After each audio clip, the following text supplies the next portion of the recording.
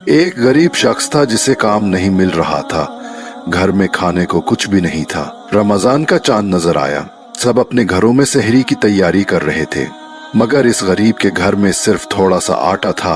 बीवी ने उससे रोटी बनाई, मगर सिर्फ एक रोटी बनी। बीवी ने परेशान होकर पूछा, हम सहरी कैसे करेंगे? शोहर ने कहा, अल्लाह के नेक बंदे तो खजूर और पानी से भी सहरी कर लेते हैं, तो क्या हम रोटी के टुकड़े से नहीं कर सकते? इतने में उनका बेटा जाग गया। मासूमियत से बोला, अम्मी मैं भी रोजा रखूंगा। माँ बाप ने वो रोटी बच्चे को दे दी और खुद पानी पीकर रोजा रख लिया। जाहिर का वक्त आया, सब इफ्तारी का इंतजाम कर रहे थे, मगर गरीब की बीवी परेशान थी कि वो अपने बेटे को क्या खिलाएगी। सुबह से बच्चा अपनी पसंद के खाने की जिद कर रहा था।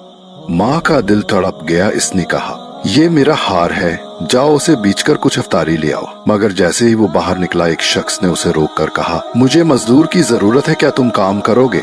ये सुनकर गरीब के चेहरे पर खुशी आ गई। वो दिन भर मेहनत से काम करता रहा। मगरिब से पहले अपनी मजदूरी ली बाजार गया और इफ्तारी का सामान खरीद कर घर पहुंचा। घर पहुंचकर उसने न सिर्फ इफ्तारी का सामान रखा, बल्कि बीवी को हार भी वापस दे दिया और कहा, देखो अल्लाह रमजान में किसी को भूखा नहीं रखता, उसने हमारे रिस्क का इंतजाम कर दिया।